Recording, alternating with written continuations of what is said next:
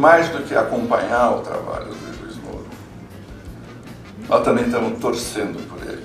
Nós, representantes da imprensa livre e independente, nós temos que ficar vigilantes.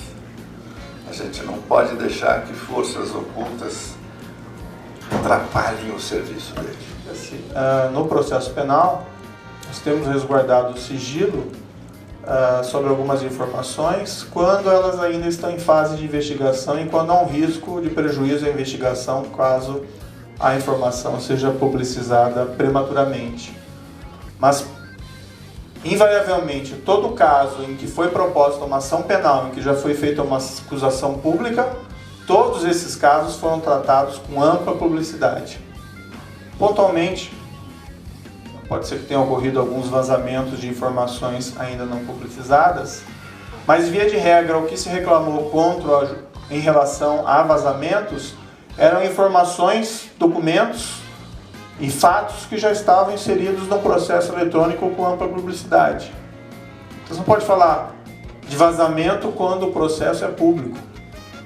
Ano passado, durante lá o período eleitoral, que foi feita a audiência na Justiça envolvendo Paulo Roberto Costa e o Alberto Youssef, foi aquela primeira audiência em que eles publicamente descreveram, segundo suas palavras, o esquema criminoso que teria cometido, segundo eles dizem, a Petrobras, e na ocasião fomos criticados por alguns de vazamento ou de uma interferência indevida no processo eleitoral.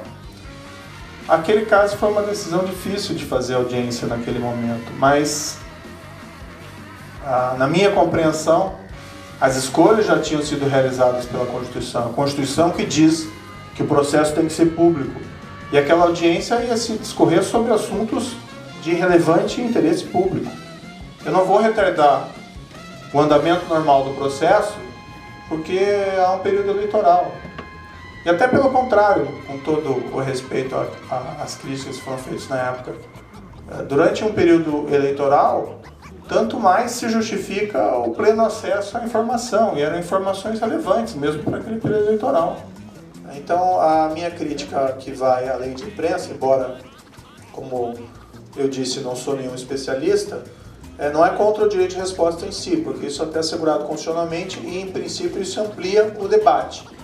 Mas a forma, o procedimento e a vagueza da lei em não estabelecer as hipóteses em que esse direito deve ser exercido, pode ser exercido, acabam possibilitando que ela seja utilizada como um instrumento de censura.